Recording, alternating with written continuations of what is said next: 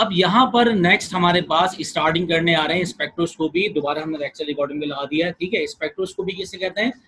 Study of spectrum. What is spectra और spectrum? When white light or light of single beam passes from transparent medium, it is dispersed into series of wavelength or bright fringes, and the dispersive band produced on screen is called spectra or spectrum. अगर ये dispersive band आसमान पे हासिल होगा, किस तरीके से? बारिश के बाद जब पानी की बूंदें, ड्रॉपलेट एयर में मौलिक हो जाते हैं, तो उसमें अब सनलाइट पास होगी तो जो डिस्पर्सिव बैंड प्रोड्यूस होगा इसको हम कहेंगे रेनबो, ठीक है। और वो कंसिस्ट किस पे होता है? विबग्योर के ऊपर। Violet, indigo, blue, green, yellow, orange, red. इसी तरीके से अगर हम किसी लाइट को पास करेंगे ट्रांसपेरेंट मीडियम से, तो जो फोटोग्राफिक प्लेट के ऊपर उसका डिस्पर्सिव बैंड हासिल होगा इसको हम कहेंगे स्पेक्ट्रा और स्पेक्ट्रम, ठीक है। अब स्पेक्ट्रा प्रोड्यूस करने के लिए हमें किन किन चीजों की जरूरत है? नंबर 1, एक सोर्स, एक ऐसा सोर्स जिसमें लाइट एब्जॉर्ब या इमिट करने की एबिलिटी हो।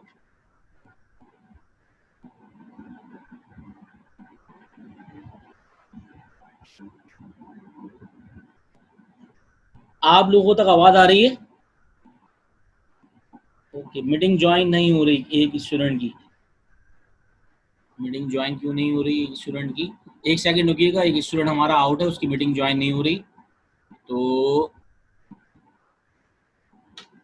एक सेकंड रुकिएगा।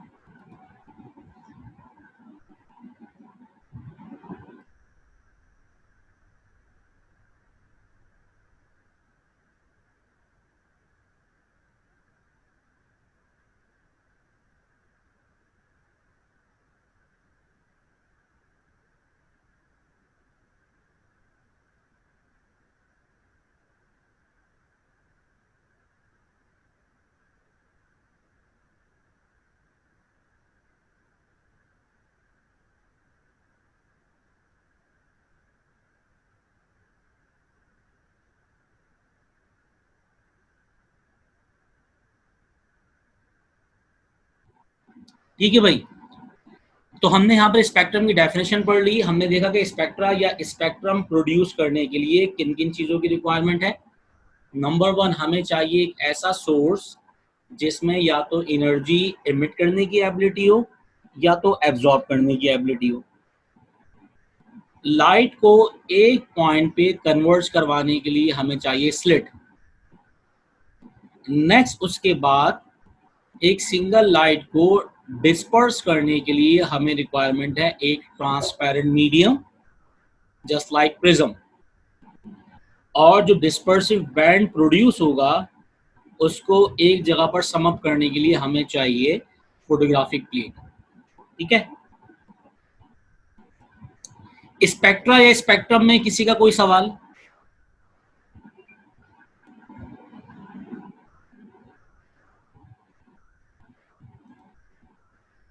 देखिए, आप लोग लाजमी इनबॉक्स करते रहा करें ताकि पता चले कि आप लोग साथ में हैं। रिकॉर्ड लेक्चर इंशाल्लाह आज आपको मिल जाएंगे, क्योंकि आज मैं तरफ बिजी चल रहा था, मैंने सारे रिकॉर्ड लेक्चर 1, 2, 3 के कट कर दिए, वो इंशाल्लाह आज रात से मिलने स्टार्ट हो जाएंगे आपको, ठीक है।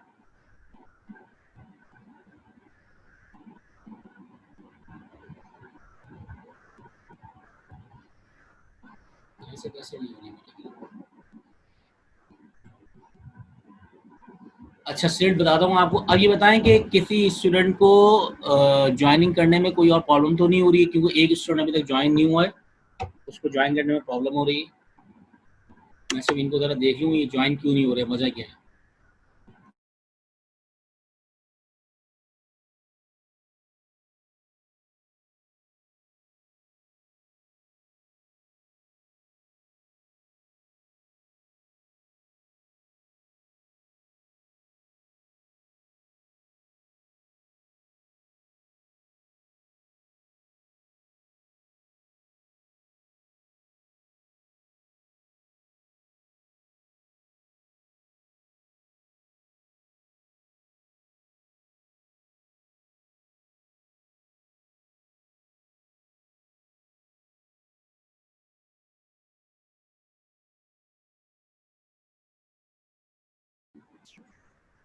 ओ अच्छा, ठीक है ठीक है। लेकिन अभी भी एक स्टूडेंट है जो हमारा आउटसाइड है और मुझे उसने इनबॉक्स किया है कि आपका ना मीटिंग ज्वाइन नहीं हो रही है। तो मैंने जब भी फिर ना इसके ऊपर दोबारा उसको लिंक सेंड किया है। चलें, खैर फिलहाल देखिए स्लिट क्या होती है। अब हमारे घर का गेट खुला हुआ है, बाहर से सनलाइट आ रही है, ठीक है। हमें एक पॉइंट पर उस लाइट को मर्ज करवाना है। हमने क्या किया, गेट बंद किया और दरवाजे में होल कर दिया। अब सिर्फ लाइट उस होल में से पास होगी, वो कहलाएगा स्लिट, ठीक है।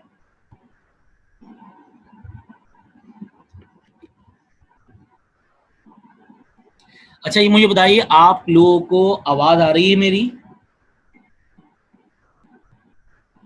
ये बता दें जरा जल्दी से मुझे, क्योंकि अभी एक ने मीटिंग ज्वाइन की है और उसको ऑडियो में मसला हो रहा है। ठीक है।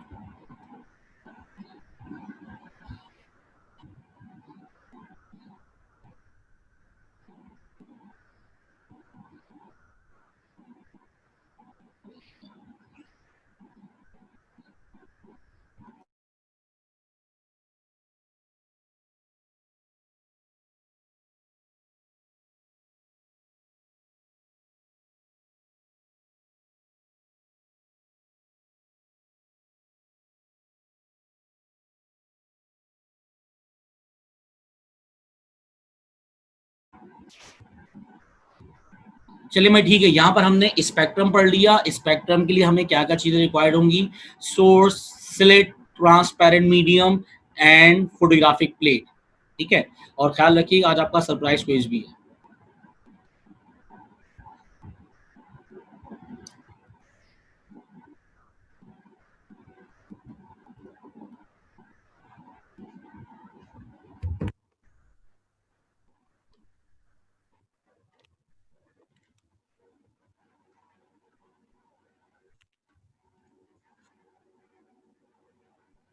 ओके, अच्छी बात है। तो अब ना फिलहाल जहाँ से लेक्चर कंटिन्यू चल रहा है कंटिन्यू करें, फिर इंशाल्लाह आज से वीडियो में सारी जो अपलोड कर दूंगा जितनी रिकॉर्ड की है, तो वहाँ पर आपको सारी वीडियो भी मिल जाएंगी। मेरे ख्याल में ये कनेक्टिविटी का मसला होता है वाईफाई वगैरह की, नेट की, और कोई इशू नहीं होता क्योंकि तमाम लोगों को वॉइस क्लियर है, ठीक है।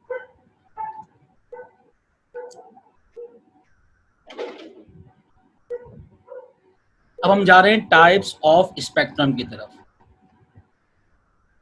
देखें, there are two types of spectrum, continuous spectrum and line spectrum.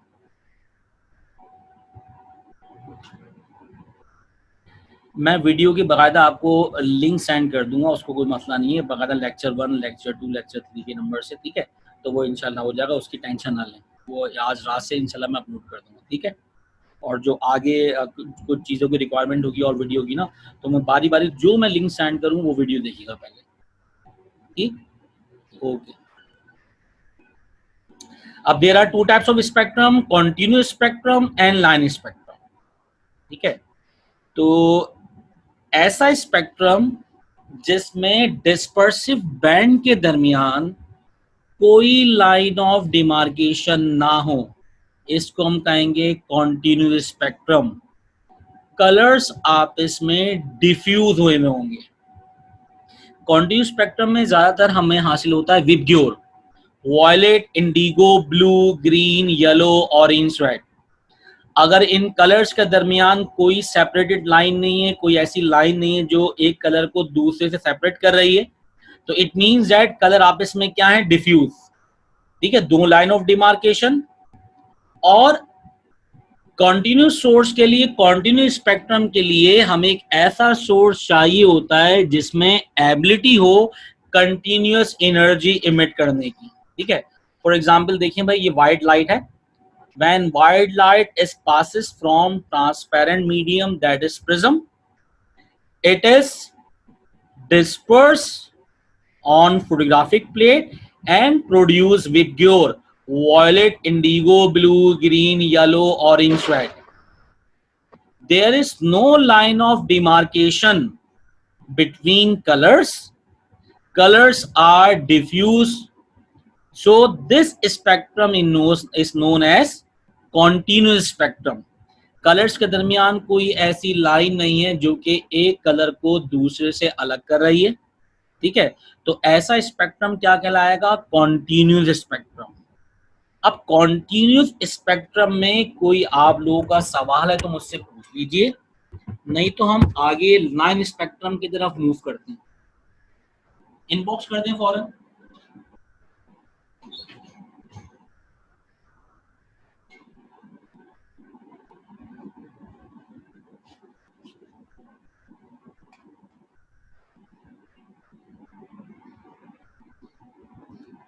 Continuous spectrum clear है आप लोगों को?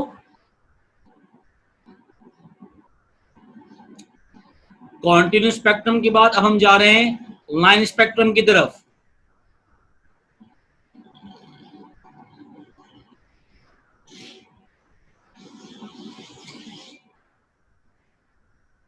लाइन स्पेक्ट्रम,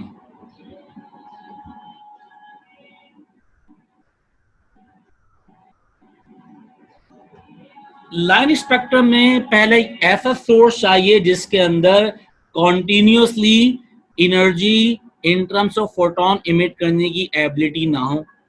और second, colors are separated by line of demarcation. It means that there is separated line between spectrum obtained on photographic plate. जो photographic plate के ऊपर dispersive band हासिल होगा उसमें हर कलर के दरमियान देखें वो असल में कॉम्बिनेशन होगा डार्क और ब्राइट फ्रिंज का, ठीक है। जो डार्क फ्रिंज होगा इसको हम कहेंगे लाइन ऑफ डिमार्केशन, एक ऐसी लाइन जो कि एक कलर को दूसरे से सेपरेट कर रही हो, इसको हम कहेंगे लाइन स्पेक्ट्रम। अच्छा, सोर्स याद होने चाहिए। एलिमेंट से बनने वाला स्पेक्ट्रम कहलाता है line spectrum. I repeated, element से बनने वाला स्पेक्ट्रम कहलाता है लाइन स्पेक्ट्रम। वजह क्या है? क्योंकि एलिमेंट के अंदर क्या होते हैं? शेल्स। जब शेल्स होते हैं तो शेल्स एक खास डिस्टेंस पर होते हैं, इस तरह के एल एम एन। अभी जब हम इसकी डेरिवेशन देखेंगे तो डेरिवेशन में नजर आएगा कि एक शेल का दूसरे डिस्टेंस कितना होता है? 0.529 एंगस्ट्रॉम। जब हम बॉर्स थ्योरी के जरिए डेरिवेशन करेंगे तो वहां पे हमें अंदाजा होगा कि एक एलिमेंट के अंदर जो डिफरेंट शेल होते हैं उनके दरमियान डिस्टेंस कितना होगा? 0.529 एंगस्ट्रॉम। इसी वजह से एलिमेंट से बनने वाला स्पेक्ट्रम कहलाता है लाइन स्पेक्ट्रम, जबकि जितने भी कॉन्टिन्यूस सोर्स हैं, for example sunlight, bulb, lamp और जो हमने आर्टिफिशियल कॉन्टिन्यूस सोर्स बना लिए हैं, इनसे बनने वाला स्पेक्ट्रम कहलाता है लाइन स्पेक्ट्रम, ठीक है। और लाइन स्पेक्ट्रम असल में आइडेंटिफिकेशन ऑफ एलिमेंट में किरदार अदा करता है।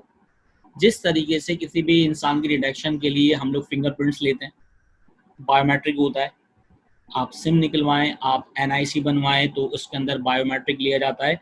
तो जिस तरह किसी भी इंसान की आइडेंटिफिकेशन के लिए फिंगरप्रिंट्स काम करते हैं, इसी तरीके से एलिमेंट की आइडेंटिफिकेशन के लिए लाइन स्पेक्ट्रम इस्तेमाल किया जाता है। कॉन्टिन्यूस और लाइन स्पेक्ट्रम में कोई सवाल आप लोगों का?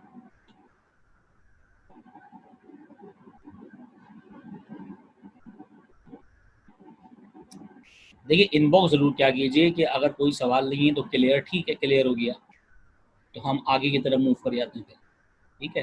तो ये आ गया हमारे पास लाइन स्पेक्ट्रम। अगर किसी एलिमेंट को डिस्चार्ज करवाएंगे डिस्चार्ज ट्यूब के अंदर तो ये एलिमेंट जाएगा एक्साइटेड से वापस ग्राउंड में और amount of energy in terms of photon emit करेगा। और जब इस एनर्जी को पास करेंगे हम ट्रांसपेरेंट मीडियम से तो जो ये बैंड प्रोड्यूस होगा इसको हम कहेंगे स्पेक्ट्रम, क्योंकि इसमें कलर के दरमियान लाइन ऑफ डिमार्केशन है, इसी वजह से इसको कहते हैं लाइन ऑफ डिमार्केशन। और ऐसा कौन सा स्पेक्ट्रम है जो कि एलिमेंट की आइडेंटिफिकेशन के लिए इस्तेमाल किया जाता है? वो है line spectrum. Line spectrum is utilised for the identification of element हर एलिमेंट का लाइन स्पेक्ट्रम एक दूसरे से डिफरेंट होता है। लाइन स्पेक्ट्रम तक आप लोगों का कोई सवाल? 10 सेकंड है आप लोगों के पास, अगर कोई सवाल है तो मुझसे कर लें आप लोग जल्दी से।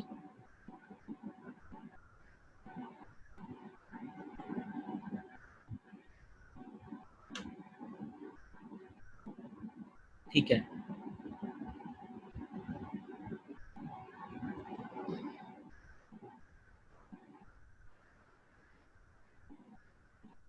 तो ये हमारा ना स्पेक्ट्रम का टॉपिक एंड हो गया।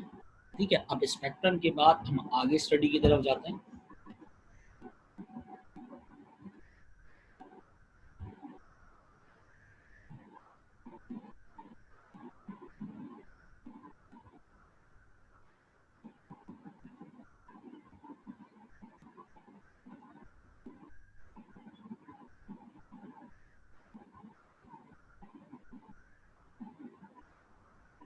ये बेटा स्क्रीन शो हो गई आप लोगों को। अब हम जा रहे हैं डिस्चार्ज ट्यूब मैजिक की तरफ। ठीक है, अब हम जा रहे हैं डिस्चार्ज ट्यूब मैजिक की तरफ। कि डिस्चार्ज ट्यूब में हम लोगों ने किस किस चीज़ की डिस्कवरी की है। हमने जो कैथोड एनोड इस्तेमाल किया है, कहाँ पे प्लेन किया है, कहाँ पे परफोरेटेड किया है, और कहाँ पे टेंटेड करेंगे। ठीक है, वो टिल्टेड भी कहलाता है, टेंटेड भी कहलाता है। तो डिस्चार्ज ट्यूब मैजिक। ठीक है, first of all discharge tube में क्या क्या चीज़ें डिस्कवर्ड हुई हैं? इलेक्ट्रॉन, प्रोटॉन, और आखिरी चीज़ मुझे आप लोग बताएं, ये आप लोगों के प्रीवियस स्टडी पर डिपेंड कर रही है। डिस्चार्ज ट्यूब में इलेक्ट्रॉन की डिस्कवरी भी हुई, प्रोटॉन की डिस्कवरी भी हुई, और ये हम पहले पढ़ चुके हैं। और एक और चीज़ डिस्कवर हुई है जो आप लोग जल्दी से बताएं देना इनबॉक्स के अंदर, शाबाश।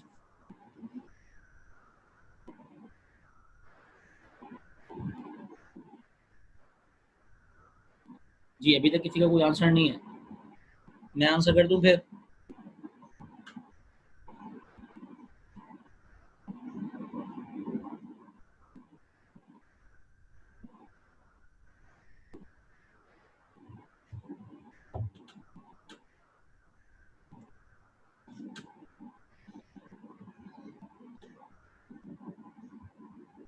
अच्छा सर, सोर्स रिपीट कर दें दोनों की। अच्छा, सोर्स में सिंपल क्या है, मैं सबके आंसर कर रहा हूँ one by one. Number one हमारे पास एलिमेंट क्या है, एलिमेंट किसी भी एलिमेंट से जो स्पेक्ट्रम बनता है वो कहलाता है हमारे पास लाइन स्पेक्ट्रम। एलिमेंट से बनने वाला spectrum line spectrum. Sunlight, bulb, lamp. तो बाद औक़ात हमारे पास ऑप्शन होता है इनकांडेंसेंट लैम्प। तो लैम्प, बल्ब और सनलाइट ये कंटिन्यूस सोर्सेस हैं और कंटिन्यूस स्पेक्ट्रम के एग्जांपल्स में आएंगे। ठीक है, और नौरी नदीम का बिल्कुल राइट आंसर, ज़बरदस्त भाई, एक्स रेज। ठीक है, आइंस नहीं, एक्स रेज है।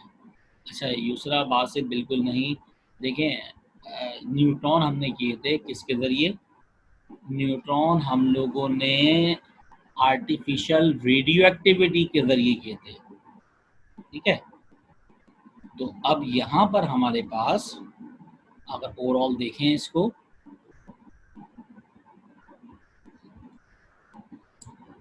तो electron, proton and X rays ये डिस्चार्ज ट्यूब में डिस्कवर्ड हुई थी। अच्छा, ये अब मोस्ट अप्रोप्रिएट क्वेश्चंस हैं जो खास तौर पर ये एमडी कैट में पूछे जाते हैं, तो इन पे ज़रा खास नज़रसानी कीजिएगा। ये बाकायदा पॉइंट निकाले गए हैं। ठीक है, जितनी भी हम बहुत पेज भर के थ्योरी पढ़ लें तो वो खास काम की नहीं होती, इंपॉर्टेंट पॉइंट होते हैं। तो electron, proton and X rays are discovered in discharge tube. Next, electron हमने डिस्कवर्ड किया डिस्चार्ज ट्यूब में using plane cathode and plane anode. Important चीज है ये। इलेक्ट्रॉन को हमने डिस्चार्ज ट्यूब के जरिए डिस्कवर्ड किया है और by using plane cathode, plane anode. यानी सिंपल हमने मेटालिक प्लेट ले ली, उस पर कोई कोटिंग नहीं की, उस पर कोई परफोरेशन नहीं की, ठीक है, तो वो सिंपल कहलाएगा प्लेन कैथोड प्लेन एनोड, ठीक है। नेक्स्ट, प्रोटॉन हमने डिस्कवर्ड किया बाय यूजिंग परफोरेटेड कैथोड, और एक कल सवाल पूछा गया था परफोरेटेड क्या है? परफोरेशन मींस एक ऐसा मेटल जिस पर होल कर दिए जाएं तो परफोरेटेड मेटल कहलाएगा, और उसको हम क्योंकि ऐसा कैथोड इस्तेमाल कर रहे हैं तो वो कहलाएगा परफोरेटेड कैथोड, ठीक है। Perforated cathode and plane anode, electron की discovery by using plane anode plane cathode, proton की discovery by using perforated cathode and plane anode. Last, अच्छा, एक्स-रे एंड एटॉमिक नंबर हम ये आगे टॉपिक पढ़ेंगे, फिलहाल ये पता होना चाहिए कि एक्स-रे जो डिस्कवर्ड की गई है उसमें कैथोड एनोड किस चीज के थे, किस तरीके से थे। कैथोड तो हमारे पास प्लेन था, लेकिन एनोड था टिल्टेड, ठीक है। कैथोड हमारे पास प्लेन, लेकिन एनोड कैसा था? टिल्टेड। तो यहाँ पर हमने ये देख लिया कि डिस्चार्ज ट्यूब में तीन पार्टिकल की, तीन चीजों की डिस्कवरी हुई थी, एक्स-रे इलेक्ट्रोमैग्नेटिक रेडिएशंस की, इलेक्ट्रॉन की और प्रोटॉन की। इलेक्ट्रॉन डिस्कवर्ड हुए by using plane cathode plane anode, proton discovered हुए by using perforated cathode and plane anode, X-ray discovered हुई by using plane cathode and tilted anode. तो यहां तक आप लोगों का अभी कोई सवाल है तो मुझसे जरा इनबॉक्स कर लें।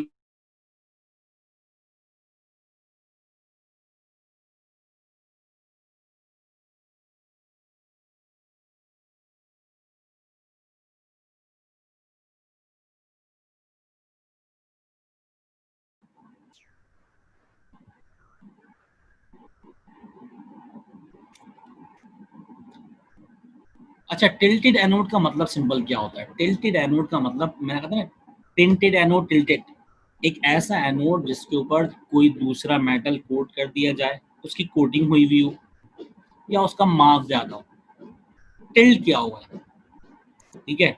जिस तरह अभी हम पढ़ेंगे ना action atomic number, action atomic number में हमें हैवियर मास का एनोड इस्तेमाल करना पड़ेगा। हैवियर मास किस तरह करेंगे? उसको टिल्ट करवा देंगे, किसी दूसरे मेटल की उस पर कोटिंग कर देंगे और उसको हैवी बना देंगे, या वही मेटल लेंगे उसको हैवी बना देंगे। जितना ज़्यादा मास का एनोड इस्तेमाल करेंगे, उससे हासिल होने वाली जो हमारे पास एक्सरेस होंगी उसका वेवलेंथ कम होगा, ठीक है। तो टिल्टेड एनोड क्लियर। प्रोटॉन में एनोड कैसा होगा? देखिए, प्रोटॉन में सिर्फ वो चीज चाहते रहे जो चीज चेंज थी। प्रोटॉन में कैथोड था perforated, it mean that anode कोई चेंज नहीं था, एनोड प्लेन था। इलेक्ट्रॉन की डिस्कवरी में कैथोड एनोड प्लेन, प्रोटॉन की डिस्कवरी के अंदर कैथोड परफोरेटेड एनोड प्लेन, और एक्सरे की डिस्कवरी में कैथोड प्लेन एनोड टिल्टेड, ठीक है। अच्छा, जो स्टूडेंट जिन्होंने अभी लास्ट क्लासेस नहीं ली, क्या उन्होंने भी वो लास्ट वीडियो देख ली थी जो मैंने अभी सेंड की है फ्राडे एक्सपेरिमेंट की? अब क्योंकि हम with respect to Faraday experiment कुछ पढ़ने के लिए जा रहे हैं,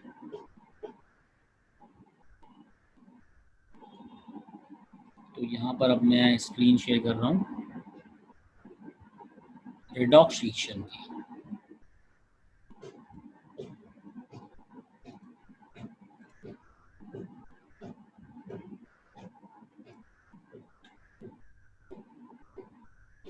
देखिए, अगर आप लोगों ने फ्राडे एक्सपेरिमेंट की वीडियो देख ली तो बहुत ही आसानी होगी आप लोगों को ये फ्लैश समझने में। और अच्छा, 10 मिनट के बाद मीटिंग एंड हो जाएगी, मैं जब 1 मिनट रह जाएगा याद दिला दूंगा आप लोगों को, दोबारा ज्वाइन कर लीजिएगा, मसला नहीं है।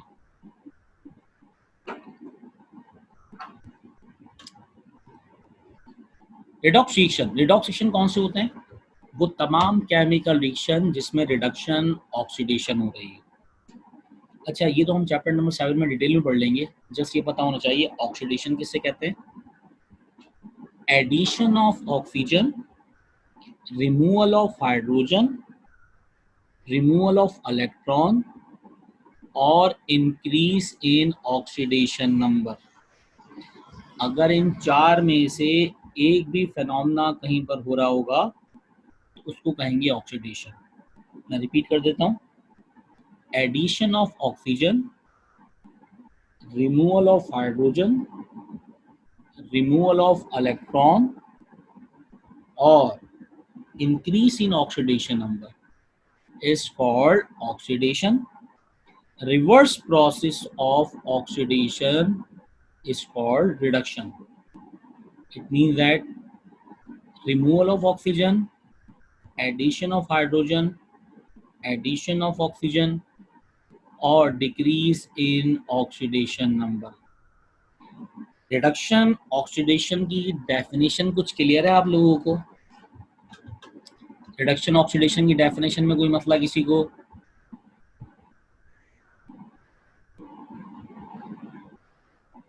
जी भाई, अगर रिडॉक्स रिएक्शन की मतलब कि रिडक्शन ऑक्सीडेशन की डेफिनेशन में कोई मसला है पूछ लें। अच्छा ठीक है।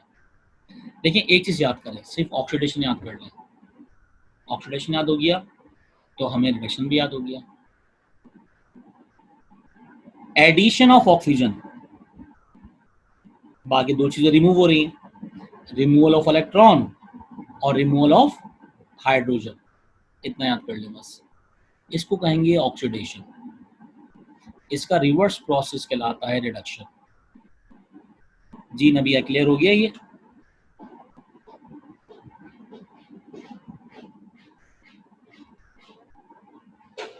फिर हम चलते हैं फैराडे एक्सपेरिमेंट के मुताबिक तमाम चीज़ों के ऊपर। अपना 1 बाय 1 देखिएगा। देखिए फैराडे एक्सपेरिमेंट था क्या? फैराडे एक्सपेरिमेंट था जस्ट इसने शो किया एग्जिस्टेंस ऑफ इलेक्ट्रॉन। इसने बताया कि F/N रेशो इलेक्ट्रॉन को जाहिर कर रहा है। ये एक एलिमेंट्री चार्ज पार्टिकल है जिसकी वजह से करंट पास हो रहा है। और इसने चार्ज कितना कैलकुलेट किया था? 1.602 एक्सपोनेंट माइनस 19 कूलम चार्ज। ठीक है। अब 1 बाय 1 एक एक चीज की स्टडी करते हैं। देखिए यहाँ पे हम पढ़ेंगे oxidising ion, reducing ion, oxidising electrode, reducing electrode. एक बार दोबारा पूछता हूँ मैं, ऑक्सीडेशन रिडक्शन की डेफिनेशन क्लियर है? क्योंकि अब मैं पढ़ाने जा रहा हूँ ऑक्सीडाइजिंग एजेंट और रिड्यूसिंग एजेंट। अगर ये चीज क्लियर हो गई तो फैराडे एक्सपेरिमेंट समझना आसान है with respect to aptitude test.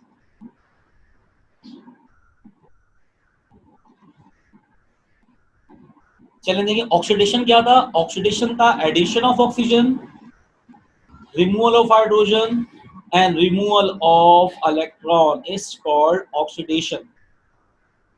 एक बात याद रखिएगा, अगर एक जगह ऑक्सीडेशन होगी दूसरी जगह रिडक्शन होगी। अगर एक जगह इलेक्ट्रॉन गेन हो रहा होगा तो एक जगह लॉस हो रहा होगा। अगर एक शख्स अमीर हो रहा होगा दूसरा शख्स गरीब हो रहा होगा। मतलब इस तरह की बात है कि अगर आप कोई चीज़ खरीद रहे हैं, परचेज कर रहे हैं, तो आप किसी को पैसे दे रहे होंगे, आपके पास से वो पैसे जो होंगे लेस हो रहे होंगे और आपके पास जो स्टफ आपने परचेज किया है वो चीज़ ऐड होगी। तो सिंपल ऑक्सीडाइजिंग और रिड्यूसिंग एजेंट किस तरह डिफाइन कर सकते हैं?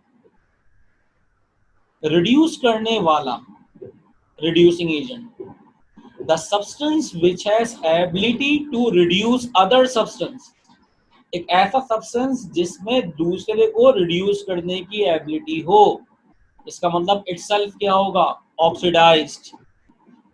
खुद को ऑक्सीडाइज करे, दूसरे को रिड्यूस कर दे।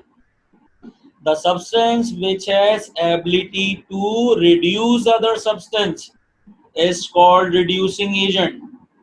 इसका रिवर्स प्रोसेस ले लें, वो सब्सटेंस जो दूसरे को ऑक्सीडाइज करेगा ऑक्सीडाइजिंग एजेंट और अपनी क्या करेगा? रिडक्शन। तो सिर्फ इसमें एक चीज याद कर लें, अगर रिड्यूसिंग एजेंट याद है आपको उसको रिवर्स कर लें, इनवर्स कर लें। तो वो चीज क्या बन जाएगी, ऑक्सीडाइजिंग एजेंट। एक ऐसा सब्सटेंस जिसमें रिड्यूस करने की एबिलिटी हो, रिड्यूस करने वाला रिड्यूसिंग एजेंट। मकानात बेचने वाला स्टेट एजेंट। कुफुर रही माफ करने वाला, नाउजुबिल्लाह अपने आप को तो माफ नहीं करता अल्लाह, हमें माफ करता है। ठीक है, तो यहाँ तक कोई सवाल, मतलब oxidation, reduction, oxidising agent, reducing agent, तो हम ये सही समझ लेंगे, क्योंकि इसके बाद आप लोग हो सकता है एक टेस्ट टाइप का आ जाएगा। पहले हम साइंटिस्ट देखेंगे इस चैप्टर के कौन कौन से हैं, किसने किस चीज की डिस्कवरी की, उसमें आप लोगों की पार्टिसिपेशन चाहिए। ठीक है, आप लोग जरूर इनबॉक्स कीजिएगा ताकि आप लोगों का दिमाग चले। ठीक है, मेरा तो दिमाग बहुत तेज चल रहा होता है वैसे भी, मैं चाह रहा हूँ आप लोगों को बहुत तेज दिमाग चले और आप लोग सोचें।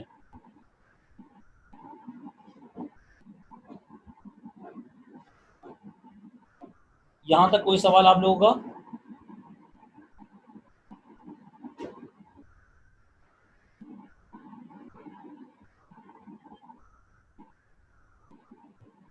क्लियर, चलें ठीक है। अब देखें जरा गौर से, वन बाय वन।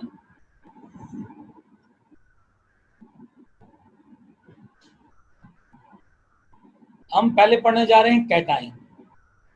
कैटाइन का मतलब sodium ion, for example Na+1, ये कैटाइन है। कैटाइन क्या होता है, पॉजिटिव आयन। जब ये लाइन खत्म हो जाएगी, कुछ क्लियर ना हो आप लोग फौरन पूछ लीजिएगा। ठीक है, कैटाइन पॉजिटिव आयन होता है। Cation has ability to gain electron, इसका मतलब इसमें एडिशन ऑफ इलेक्ट्रॉन हो रही है, किसमें, कैटाइन में। तो कैटाइन इटसेल्फ क्या होता है, रिड्यूस, कैटाइन की रिडक्शन होती है। और अगर कैटाइन इलेक्ट्रॉन गेन कर रहा है तो कैटाइन ने किसी से इलेक्ट्रॉन गेन किया होगा और दूसरी चीज ने लॉस किया होगा। तो वो सब्सटेंस जिसकी अपनी तो रिडक्शन हो और उसकी वजह से दूसरी चीज ऑक्सीडाइज हो जाए, वो कहलाएगी oxidising agent. It means that cation की इटसेल्फ रिडक्शन हो रही है, तो इसने दूसरी सब्सटेंस को ऑक्सीडाइज कर दिया, तो कैटाइन इज ऑक्सीडाइजिंग आयन। इसका रिवर्स देख लें हम, एनाइन। एनाइन क्या होता है, negative ion, just like chloride ion Cl-1। Chloride ion has ability, और anion has ability to loss electron. Anion में इलेक्ट्रॉन लॉस करने की एबिलिटी होती है। जब इलेक्ट्रॉन लॉस कर दिया, इसका मतलब लॉस ऑफ इलेक्ट्रॉन होता है ऑक्सीडेशन। एक ऐसा सब्सटेंस जो अपनी ऑक्सीडेशन करे, उसने दूसरे को क्या किया होगा, रिड्यूस। एनाइन रिड्यूसिंग आयन है। ये दोनों चीजें याद करने की जरूरत नहीं है। आपने अगर कैटाइन याद कर लिया तो उसकी इनवर्स प्रॉपर्टीज किसकी होंगी, एनाइन की। अगर कैटाइन ऑक्सीडाइजिंग आयन है तो एनाइन रिड्यूसिंग आयन होगा। इसमें किसी का कोई सवाल? लेस देन 1 मिनट रह गया है तो मीटिंग ये ऑफ होगी, आप दोबारा इसी से ज्वाइन कर लीजिएगा आप लोग, कोई मसला नहीं है। ठीक है, जब तक जरा ये देख लें कि कैटाइन एनाइन क्लियर है आप लोगों को। ऑक्सीडाइजिंग आयन, अच्छा ये दोनों अलग अलग याद करने की जरूरत नहीं, एक याद करना, कैटाइन ऑक्सीडाइजिंग आयन होता है बस। कैटाइन में इलेक्ट्रॉन गेन करने की एबिलिटी, बस ये याद कर लेंगे आप लोग, एनाइन खुद ब खुद याद हो जाएगा। अब हम चलते हैं इलेक्ट्रोड की तरफ। जब तक ये मीटिंग का कुछ पॉइंट रह गया, 1 मिनट लेस देन रह गया, तो आप लोग ना इस स्लाइड को देख लें कि वो नेक्स्ट स्लाइड, फिर मैं नेक्स्ट मीटिंग कनेक्ट करता हूँ, इसमें लगाता हूँ आप लोगों के लिए।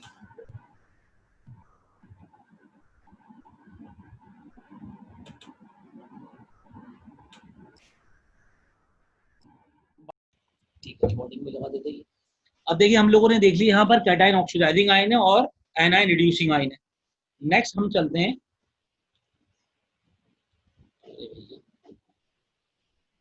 इलेक्ट्रोड की तरफ, कैथोड और एनोड। कैथोड हमने देखा कैटाइन, कैटाइन इलेक्ट्रॉन गेन कर रहा है, तो कैटाइन किसकी तरफ जाता है, कैथोड की तरफ। कैथोड होता है negative electrode. The ion move towards cathode is called cation. Cation positive था, मूव करेगा नेगेटिव इलेक्ट्रोड की तरफ, तो cathode is negative electrode. Cation में इलेक्ट्रॉन गेन करने की एबिलिटी थी, तो कैथोड में इलेक्ट्रॉन लॉस करने की एबिलिटी है. कैटाइन रिड्यूस हो रहा था इटसेल्फ, जबकि कैथोड की क्या हो रही है, ऑक्सीडेशन, इलेक्ट्रॉन लॉस हो रहे हैं. Cathode is a reducing electrode and cation is a oxidising ion. तो अगर हमारे पास कैथोड के बारे में सारी इंफॉर्मेशन है, तो हम इसको रिवर्स कर लेंगे, इंफॉर्मेशन किस चीज की आ जाएगी, एनोड की. तो एनोड एक पॉजिटिव इलेक्ट्रोड होता है which has ability to gain electron. जब इलेक्ट्रॉन गेन करेगा तो उसकी क्या होगी, रिडक्शन, और ये क्या होगा, ऑक्सीडाइजिंग इलेक्ट्रोड. हाँ भाई, अब आवाज आ रही है आप लोगों को मेरी, क्लियर है ये?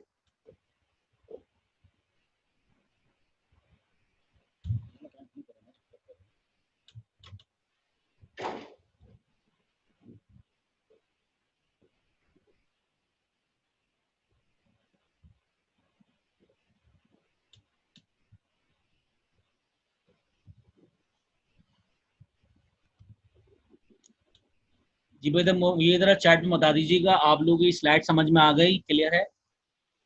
ठीक है,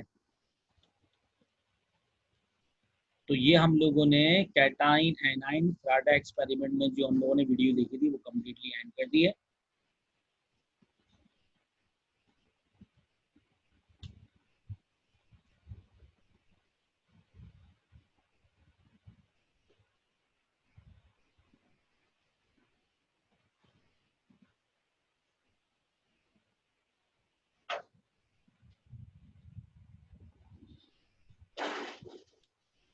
अब जरा इस चैप्टर में हम जो जो साइंटिस्ट हैं किसने किस चीज की डिस्कवरी में पार्टिसिपेशन की है वो जरा देख लेते हैं.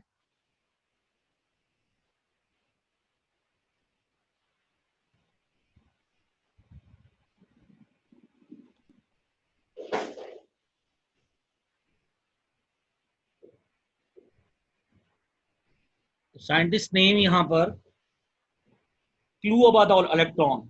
इलेक्ट्रॉन के बारे में क्लू किस साइंटिस्ट ने दिया था? जिसको आता है वो जल्दी से इनबॉक्स कर दे, नहीं तो कोई मसला नहीं है, बता देंगे इसको. तो क्लू अबाउट इलेक्ट्रॉन, इलेक्ट्रॉन के बारे में क्लू किस साइंटिस्ट ने दिया था भाई? आप लोग रॉन्ग बताएं या राइट बताएं, बताएं तो कम से कम, देखिए ना कुछ तो दिमाग में आएगा ना.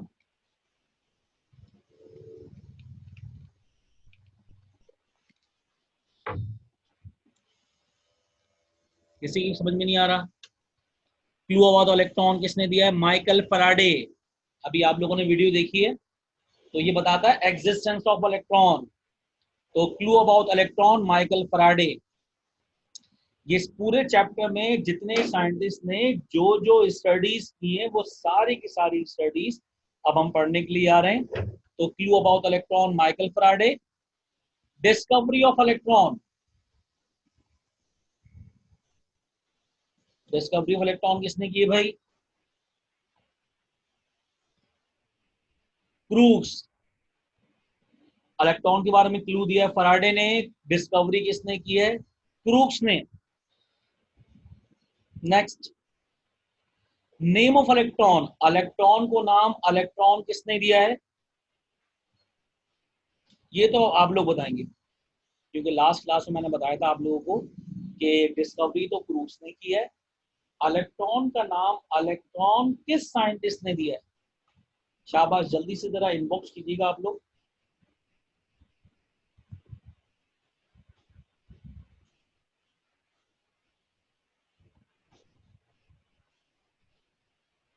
आप सब लोग सुन रहे हैं भाई?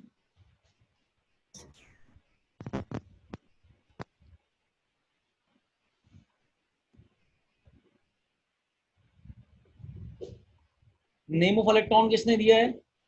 Stony. J Thomson.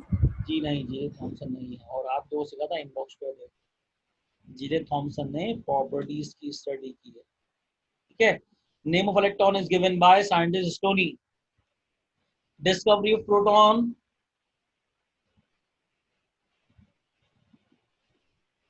Discovery of proton देखिए, आप लोग इनबॉक्स करें लाजमी।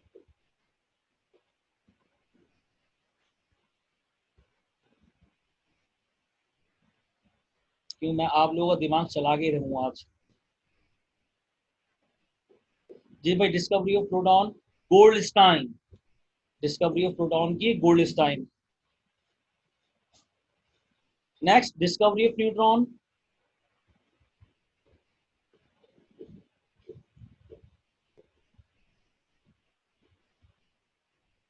किसी का आंसर नहीं है अभी तक।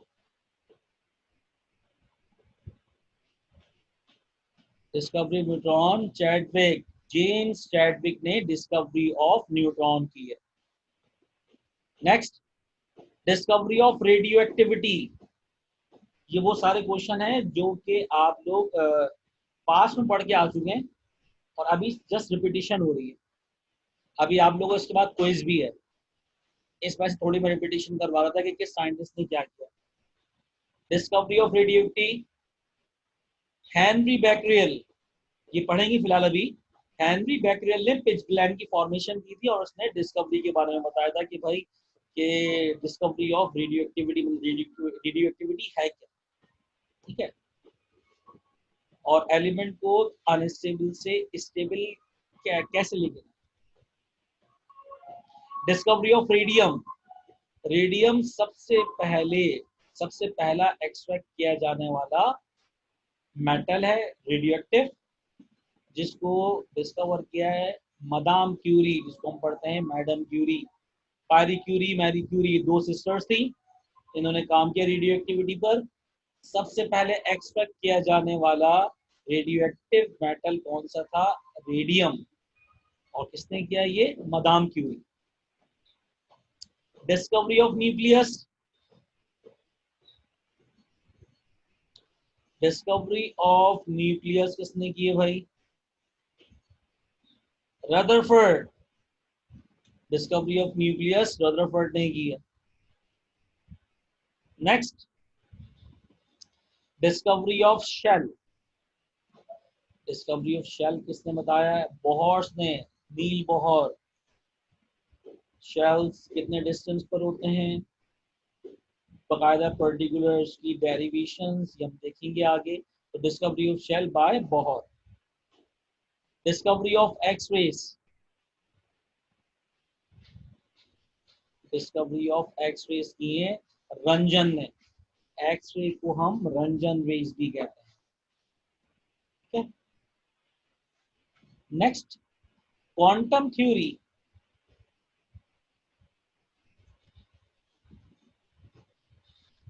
कोई बताएगा क्वांटम थ्योरी किसने प्रेजेंट की? तो माशाल्लाह सारे पढ़े लिखे हमारे पास पार्टिसिपेंट बैठे हुए हैं, इसमें से कोई बताना पसंद करेगा कि जो क्वांटम थ्योरी है वो किसने दी है?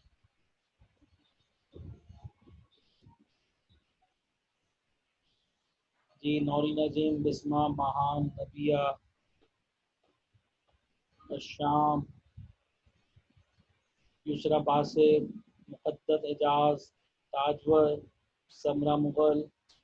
और आप सब लोग जाग रहे हैं तो बराए मेहरबानी जरा बताइएगा प्लांक्स क्वांटम थ्योरी कितने की है? प्लांक ने, मैक्स प्लांक। देन इसके बाद क्वांटम नंबर्स, क्वांटम नंबर्स किस साइंटिस्ट ने बताया? शायद आप लोगों को ना बताओ, श्रोडिंगर। इसने इलेक्ट्रॉनिक क्लाउड मॉडल भी पेश किया।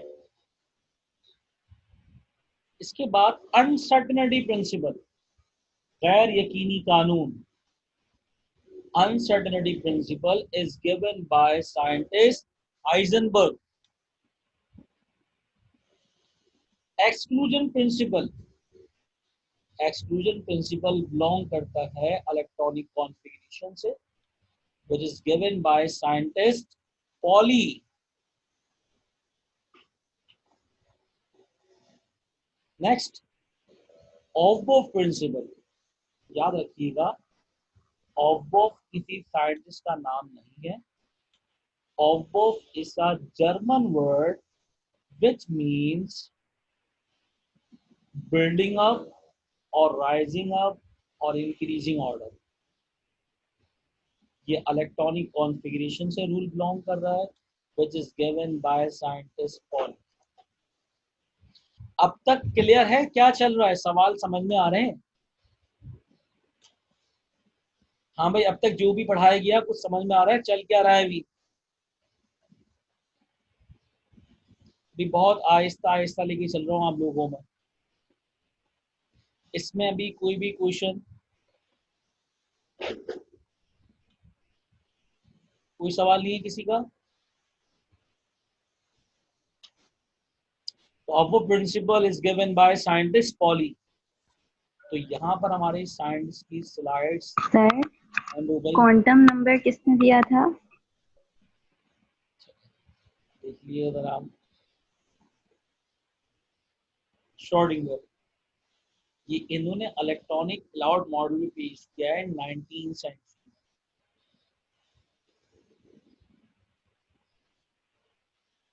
सर मैं आपको इनबॉक्स कर रही हूँ, आपको मेरे मैसेजेस नहीं मिल रहे क्या? अरे हमें मैसेज, यस सर, मैंने भी इतने सारे आंसर इनबॉक्स किए हैं। अरे भैया हमें मैसेज किए, कहाँ पे किया आपने? Chat box? जी सर मैंने भी किए सर, चैट में मैंने भी किए। एक का भी आंसर नहीं आ रहा, वजह क्या है? जरा सारे के सारे सो रहे हैं, चैट में एक आंसर भी नहीं है।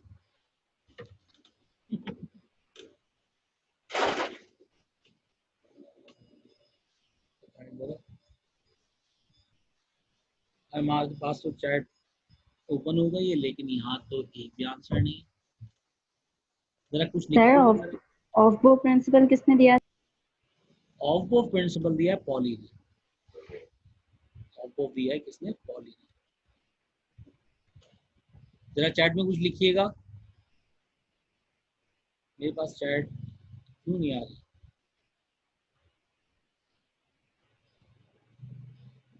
ऐसा समझ रहा हूँ आप तमाम लोग सो रहे हैं। ऐसा होता है ना, यूनिवर्सिटीज में क्लासेस चल रही है ऑनलाइन, तो बच्चों ने क्या किया? सर एक एक क्वेश्चन के आंसर्स दिए बट रिप्लाई का भी नहीं मिला है। अच्छा, ये मैं ये कह रहा हूँ कि हमारे पास एक भी नहीं आया।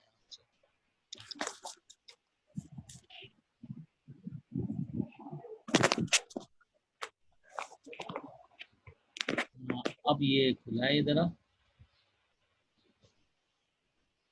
जी जी बिल्कुल जबरदस्त। बताया जरा, ये अब आंसर शुरू हुए हैं। सभी के आंसर दिए आप लोगों ने, हमने कहा कोई बोल ही नहीं रहा कुछ। फ्राइडे फ्राइडे स्टोनी गिजलियर, नबिया ने गिजलियर। हाँ, ये आंसर प्रूफ प्रूफ स्टोनी सही है भाई, अब शो हुआ है। चलें, ये ना मुझे लग रहा था कनेक्टिविटी में मसला है। चलें, शुक्र है आप लोगों को आवाज़ तक तो आ रही है। दूसरा बासित कह रही है अस्सलाम वालेकुम। वालेकुम सलाम। हाँ, अब देखिए शो हुआ है। चलें खैर, फिलहाल अब इसमें तो सब क्लियर है ना? ये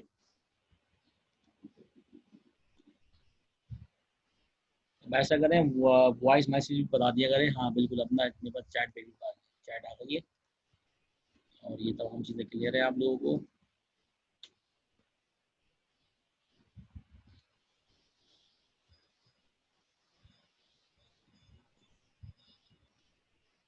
चलें, अब हम स्टार्ट करने जा रहे हैं नेक्स्ट टॉपिक, और इसमें क्विज भी आ जाएगा आप लोगों का।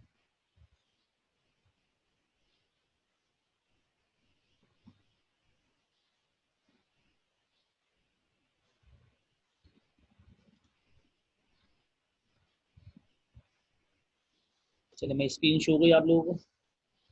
जी बिल्कुल।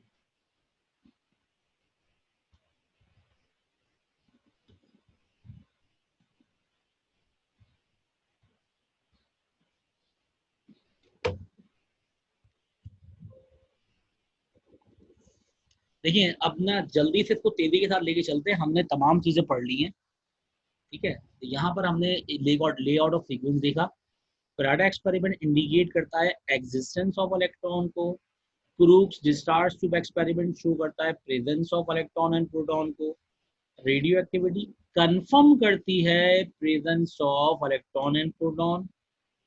चैडविक एक्सपेरिमेंट शो करता है प्रेजेंस ऑफ न्यूट्रॉन या discovery of neutron. And last one, spectroscopic experiment reveal करता है इलेक्ट्रॉनिक स्ट्रक्चर। ठीक है, ये हम देखेंगे बॉन्ड थ्योरी में। फैराडे एक्सपेरिमेंट, ये हमने जो वीडियो डाल दी लास्ट टाइम वो इसके मुताबिक थी।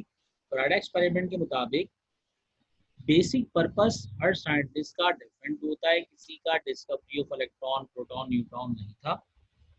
फैराडे की बेसिक पर्पस क्या था? बेसिक पर्पस था passage of electricity through gases at high voltage source of battery इस्तेमाल की गई थी।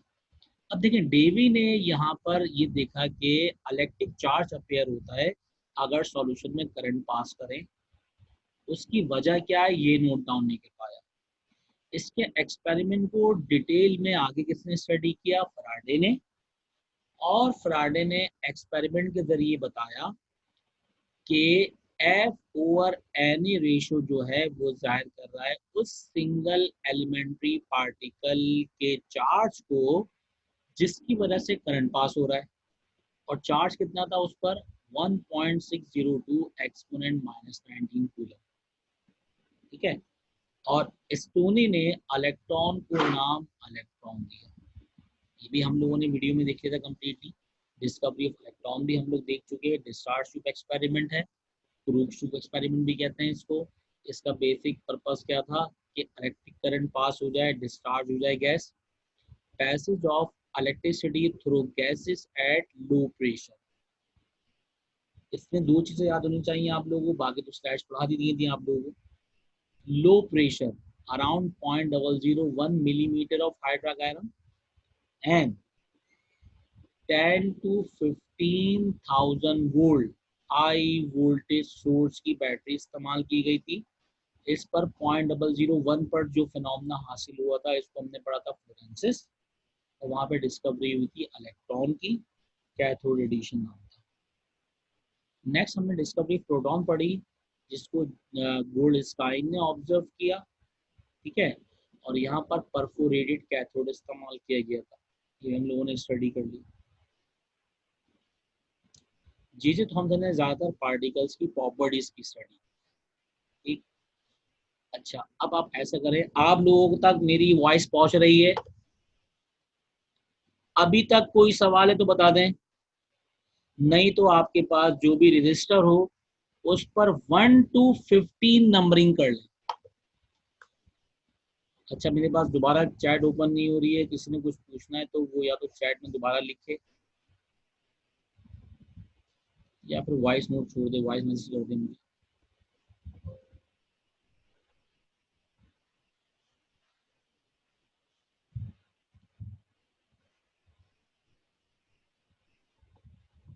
जी जी ठीक है।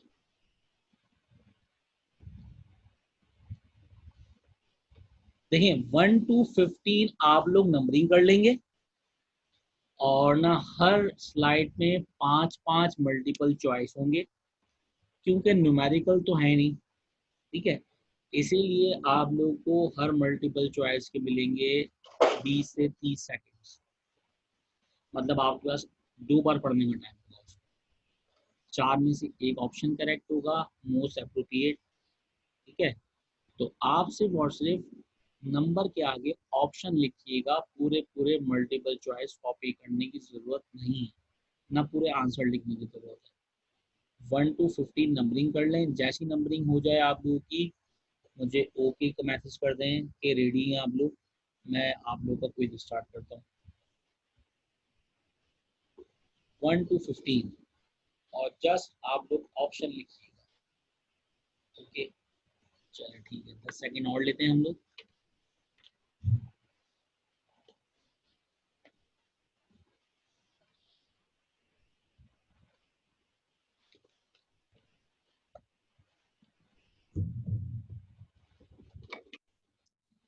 Now we are going to start surprise test.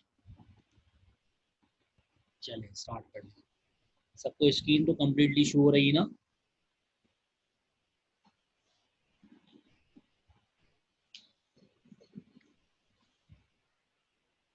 आप लोग के पास 1.5 मिनट है इसको सॉल्व करने की।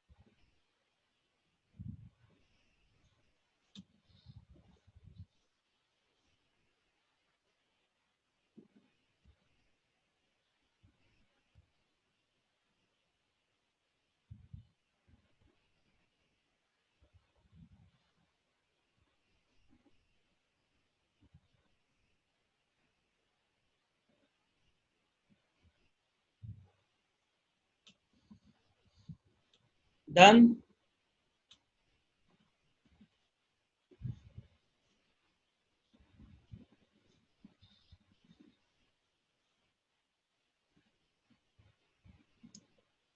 माइक ऑन करके बोल दीजिएगा क्योंकि ना फिर चैट बॉक्स ओपन नहीं होगा।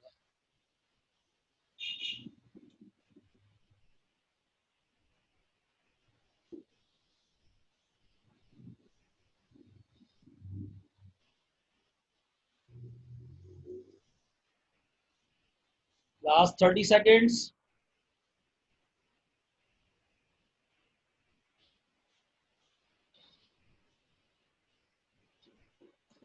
किसी को कोई मसला है तो वो ना माइक ऑन करके बोल दीजिएगा।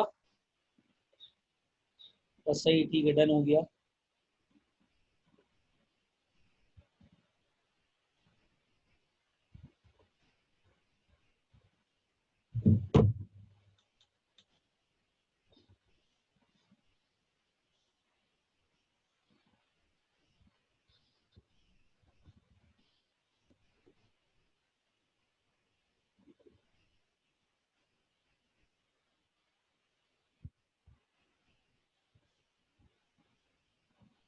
Next slide 6 to 10।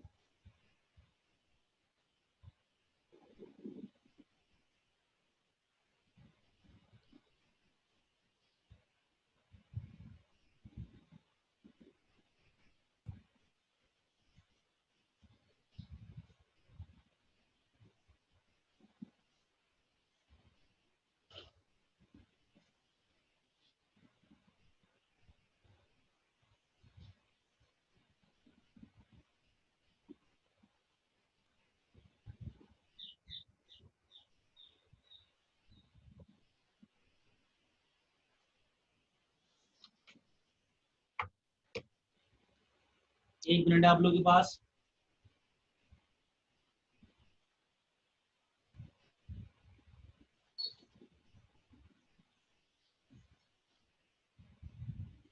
ठीक हुआ।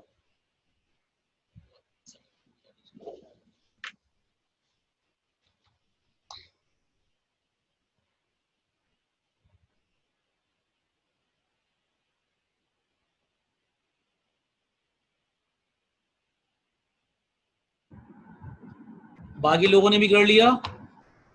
मैं स्लाइड चेंज कर देता हूं फिर।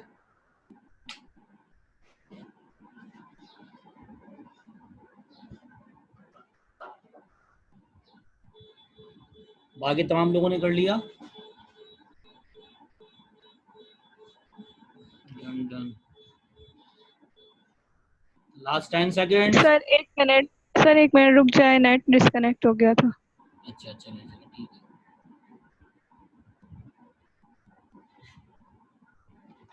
कोई मसला हो रहा हो टेस्ट में फौरन ना माइक ऑन करके बता दिए करें।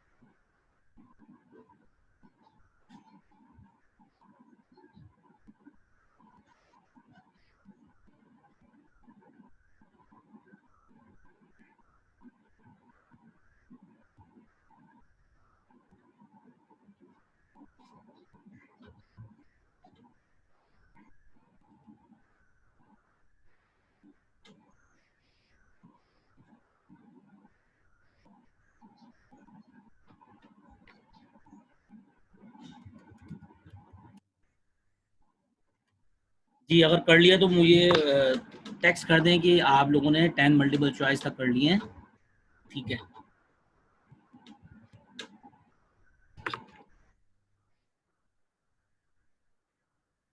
नेक्स्ट 5 मल्टीपल चॉइस, जल्दी से करें, शाबाशी।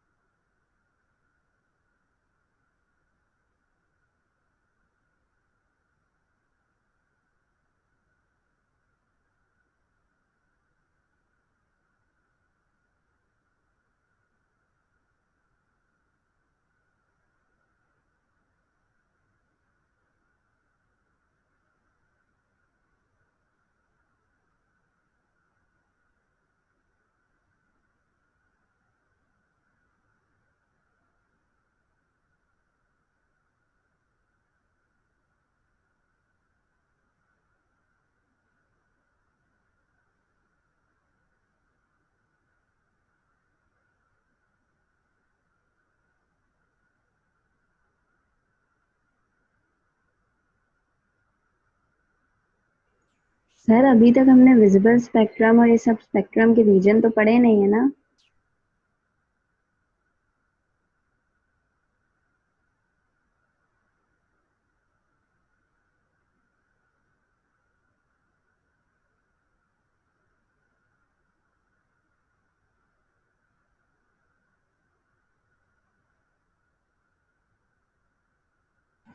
मुझे दोबारा बताइएगा, आप लोगों ने क्या बोला? सर ये विजिबल स्पेक्ट्रम के रीजन्स वगैरह तो अभी हमने नहीं पढ़े ना। नहीं पढ़ ली है अभी हमने, अभी आंसर पता चलेगा, बल्कि बहुत से लोगों ने तो 15 मल्टीपल चॉइस ही कर ली होंगी।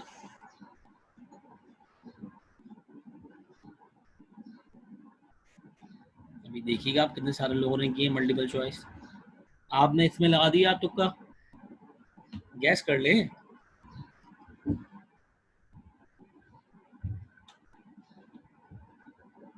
चलिए मैं अब चेंज कर दें स्लाइड, आंसर की लगाएं।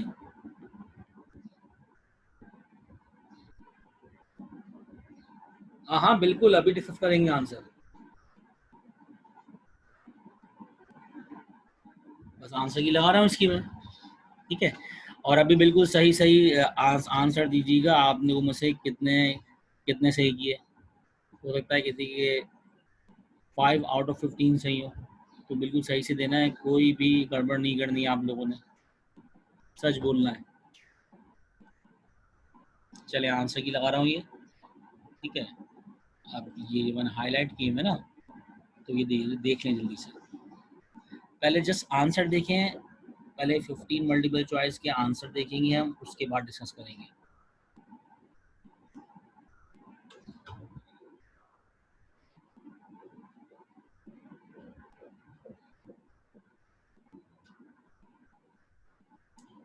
Last 5 seconds।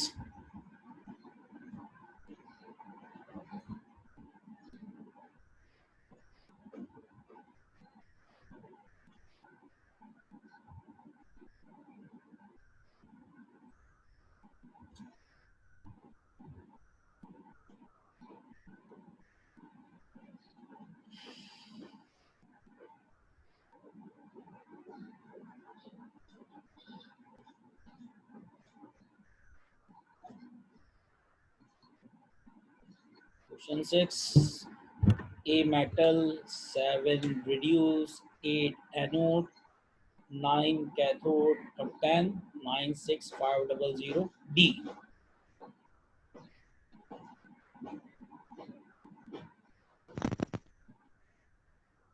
चेंज करने स्लाइड।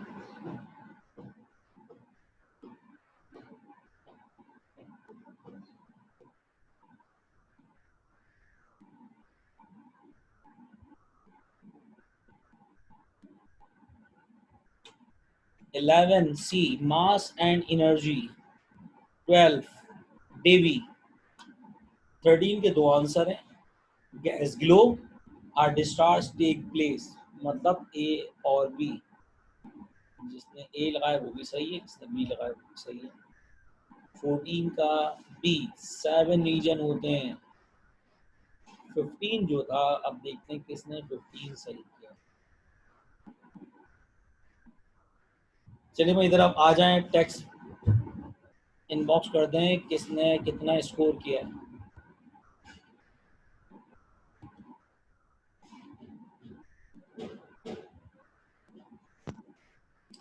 ये 15 आउट ऑफ 12 किसके आ गए?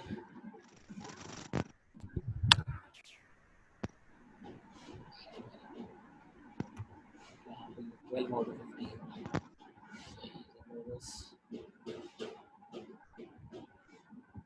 और कितने लोग रह गए? 1 2 3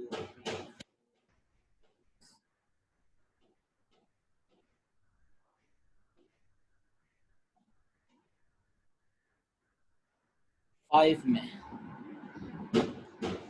दोबारा देख लेंगे, इसमें किसी का कोई मसला है? यहाँ जल्दी से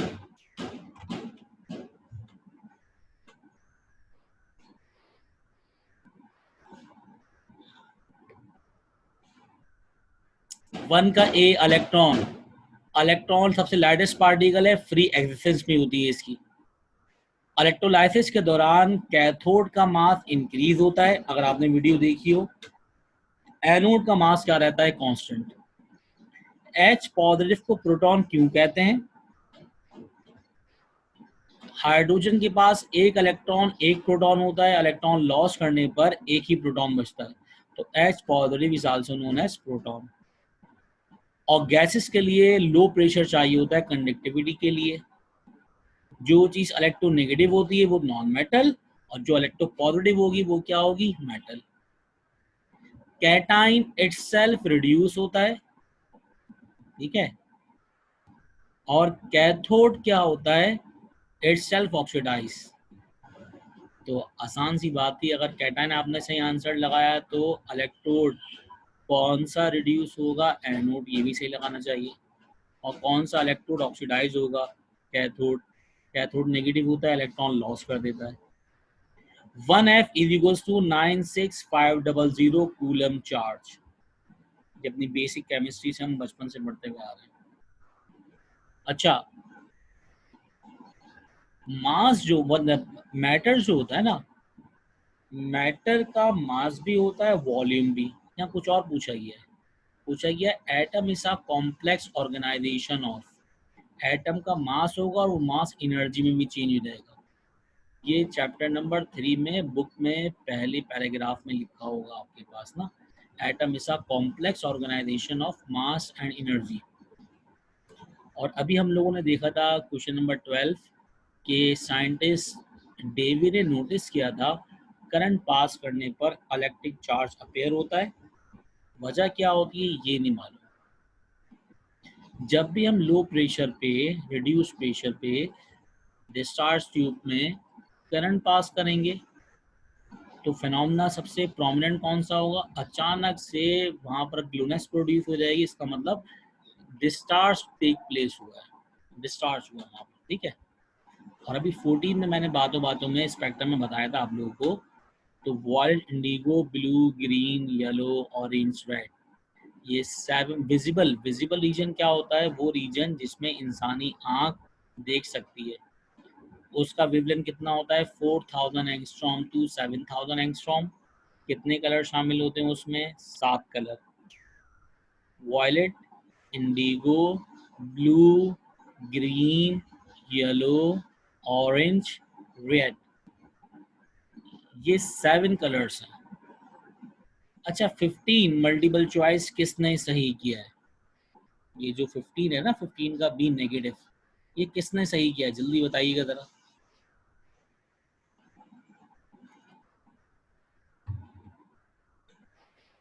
ये 15 मल्टीपल चॉइस है, ये सही किसने किया है?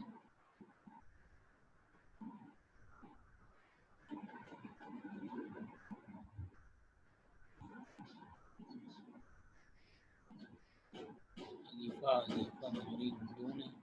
अच्छा भाई, ये अलीफा और ये नौरीन आजम, ये बताइए क्यों किया आपने ये सही? मतलब देखिए सही तो कर दिया, खैर है, इसका मतलब आपने क्या ट्रिक लगाई, आपने गैस किया है या कोई इसके पीछे रीजन है? रीजन जल्दी से सर बताएं। क्योंकि इलेक्ट्रॉन का चार्ज नेगेटिव होता है इसीलिए। देखिए बाज़ औक़ात ऐसा होता है कि रीज़न हमारे पास बहुत अजीब से होते हैं, लेकिन वो तुक्का लग जाता है, आंसर सही हो जाता है। ये आंसर नहीं है भाई। और सेकंड बताइएगा। नौरीन आज़म, अलीफिया, किसने बताया था अभी ये? और ये सेकंड कौन रह गया? जल्दी जल्दी देखें। फिलहाल ये कि जब भी इलेक्ट्रॉन किसी हाइड्रोजन एटम हो या कोई भी एटम हो, उसके साथ बॉन्ड होता है ना, उसको बाहर निकालने के लिए अमाउंट ऑफ एनर्जी ऐड करवानी पड़ती है। ऐड करवाने का मतलब, अगर किसी भी शॉपकीपर के पास एक फ्रीज़र वगैरह रखा हुआ है, हमें आइसक्रीम चाहिए, आइसक्रीम उस फ्रीज़र में बाउंड होगी और उसको बाहर निकालने के लिए हमें पैसे देने पड़ेंगे, अमाउंट ऑफ एनर्जी रिलीज करनी पड़ेगी, तो वो फ्रीज़र में जो आइसक्रीम है वो बाहर आएगी।